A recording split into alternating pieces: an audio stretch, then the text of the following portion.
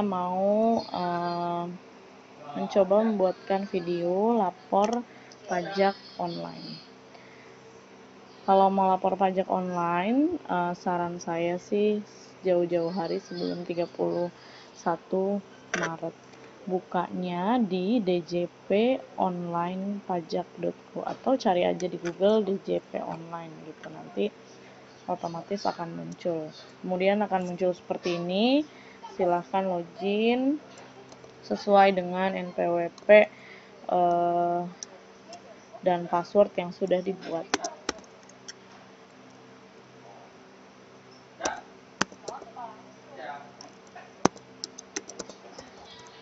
Kalau lupa password nanti bisa pakai ini yang bawah, lupa kata sandi, kita bisa pakai Evin gitu kan.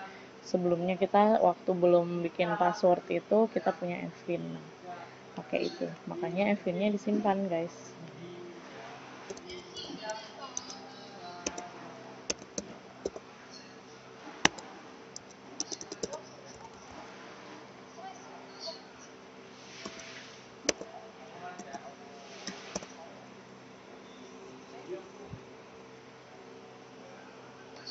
Kalau sudah, nanti akan masuk seperti ini. Ini adalah daftar SPT yang sudah kita lapor sebelumnya. Oke, kalau sudah masuk ke sini langsung aja ke buat SPT. Jawab pertanyaan sesuai dengan kondisi. Misalkan Anda menjalankan usaha, tidak. Terus suami istri kewajiban terpisah, iya. Kalau nggak terpisah ya tidak gitu, nanti berarti dilaporkan dua-duanya. Kemudian ini pilihkan form, isi dengan formulir begitu ya. Klik XPT 1770 ini yang kuning. Kemudian buat tahun ini ya, kita kan mau isi tahun ini berarti 2020 normal. Selanjutnya, nah ini boleh pakai yang dipotong sama perusahaan begitu. Boleh juga kita pengisiannya tidak mengikuti itu, jadi kita klik sendiri. Kalau saya pakai iya saja begitu ya, karena dari yang sebelumnya punya saya sesuai, jadi nggak repot ngetik angka-angka berapa begitu. Nah, kemudian penghasilan yang kena PPh final ini untuk penghasilan tambahan begitu, penghasilan bukan penghasilan pokok gitu ya. Jadi kalau saya nggak, ini kan bentuknya tabungan deposito, saya nggak masukin begitu. Ke ini harta. Ini sekedar informasi aja, walaupun kita tidak punya harta misalkan, ini bisa tetap harus diisi gitu, karena sebelumnya itu terjadi error kalau nggak diisi hartanya begitu. Kalau mau lihat sebelumnya udah isi apa, silahkan klik harta pada SPT tahun sebelumnya, misalkan ini tabungan gitu. Ya sekarang tambahin aja lagi, misalkan tabungan lagi kayak gitu, atau uang tunai atau apa. Di sini klik aja tabungan. Tahun perolehannya misalnya 2019. Kemudian harga perolehan misalkan 1 juta begitu. Keterangannya ini nabung di Mandiri misalkan ya. Simpan. Udah, ini disimpan, boleh juga dihapus yang tahun lalu atau atau diubah, terserah gitu. Terus dilanjutkan ke, kebetulan tadi sudah saya isi gitu ya hartanya untuk tahun 2019. Kadang kalau nggak diisi tuh suka error di akhir begitu, jadi isi aja apa, tabungan kah, berapa ratus ribu begitu ya. Terus kalau memang mau hapus yang kemarin yang sudah diisi, silahkan dihapus aja gitu, bisa gitu ya, karena ini kan tidak berpengaruh sebetulnya sama SPT kita, hanya menghindari keeroran begitu, karena 2 tahun 2 tahun mengisi tuh ada error kalau ini tidak diisi gitu ya.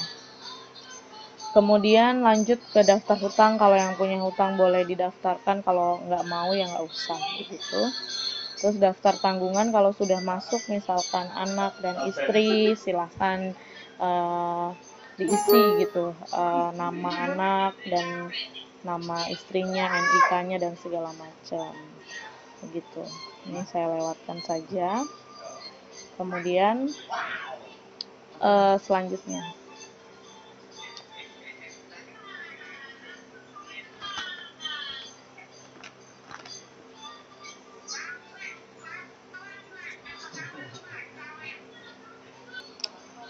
selanjutnya, kita masuk ke penghasilan neto dalam negeri lainnya. Kalau ada yang punya bunga royalti sewa segala macam silakan isi, kalau saya enggak kebetulan, jadi nggak mau isi. Terus ini beasiswa, warisan dan yang lain.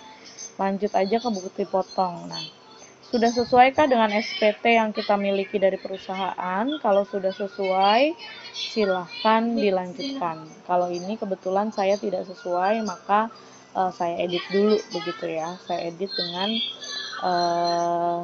yang ada di PDF. Yang mana yang ada di PDF itu yang poin nomor 17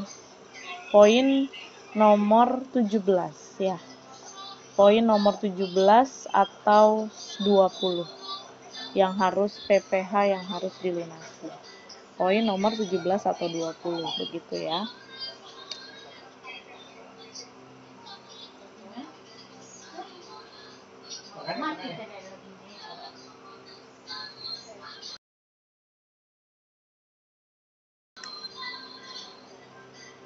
Kalau tidak sesuai, klik ubah. Setelah diklik baru diubah di dalam bukti potong baru gitu ya.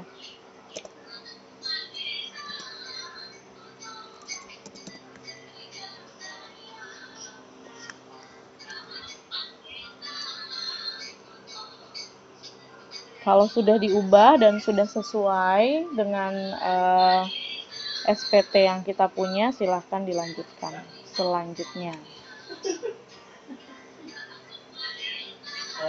Di sini keterangan identitas, apakah Anda sudah kawin atau belum begitu. Kalau sudah kawin, kira-kira tanggungannya berapa? Di sini kepala keluarga. Kalau istri yang pisah lapor sama suami itu dianggap tidak kawin begitu. Ini tinggal dilihat di sini. Ada di PDF-nya SPT di bagian status di atas ya. Atas kanan. Status atas kanan poin 6. K, TK atau apa. Kalau K ada angkanya atau enggak, karena itu berpengaruh dengan potongan di pajaknya. Saya lanjutkan lagi. Nah, ini penghasilan yang perlu dikoreksi adalah poin 1. Apakah poin 1 sudah sesuai dengan SPT PDF yang diberikan perusahaan pada poin 12 gitu. Jadi poin 1 apakah sudah sesuai dengan poin 12 yang ada di PDF? Kalau sudah, lanjut aja. Kalau belum, silakan diubah. Diubahnya di sini aja. Langsung ya diubahnya. Yang poin 1.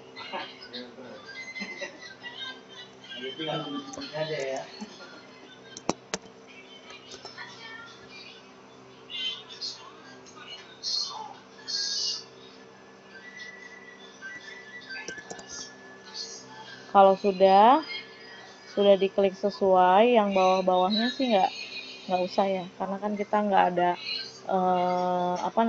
tidak ada penghasilan luar negeri dan juga tidak ada zakat atau sumbangan. Tapi kalau teman-teman ada zakat atau sumbangan, silakan diisikan gitu. Kemudian lanjut ke B. Nah, ini poin 7 harus diperhatikan sesuai dengan status pada kanan atas ya tadi. Kanan atas di poin 6. Apakah TK, K, atau HB? Terus kalau K, sesuai dengan yang di sini nomor berapa. Kalau kebetulan yang saya isi ini 0 gitu ya. 0. Ini kan bisa kalau misalnya anaknya 1, 2 gitu. Bisa diubah di sini karena potongannya yang tidak kena pajak tuh jadi lebih besar kalau ada anak begitu. Kalau ini kan misalnya 0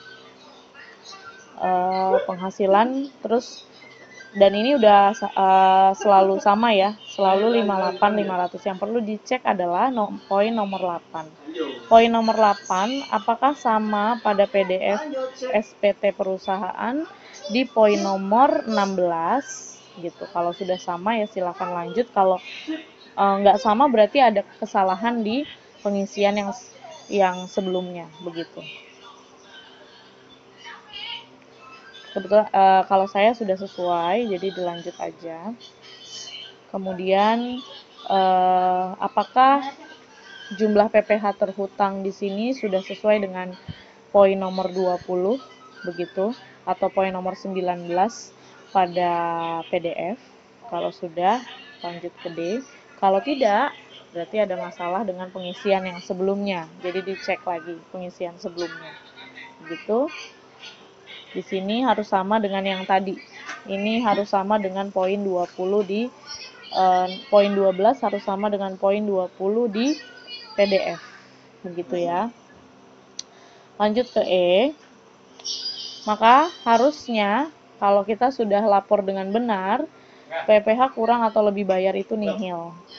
Nah, ini dilanjut ke F. Tidak usah diisi lagi karena sudah nihil. Lanjut ke pernyataan. Kalau sudah pernyataan, katakan setuju. Kemudian selanjutnya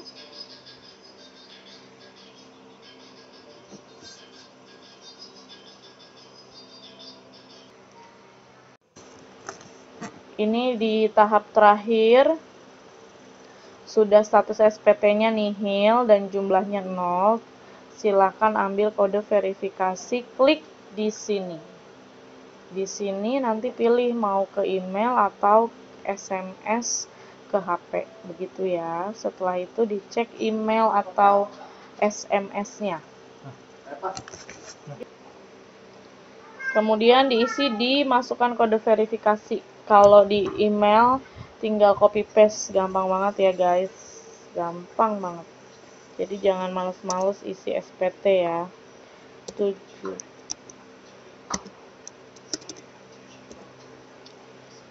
Misalkan seperti ini ya kodenya.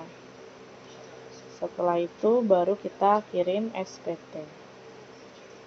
Nah, udah kalau seperti ini berarti artinya pelaporan kita sudah sampai dan sudah masuk email untuk hasil atau bukti lapornya. Klik aja puas gitu ya. Semoga membantu teman-teman dalam pengisian pengisian SPT online, dan jangan males-males ngisinya guys. Terima kasih.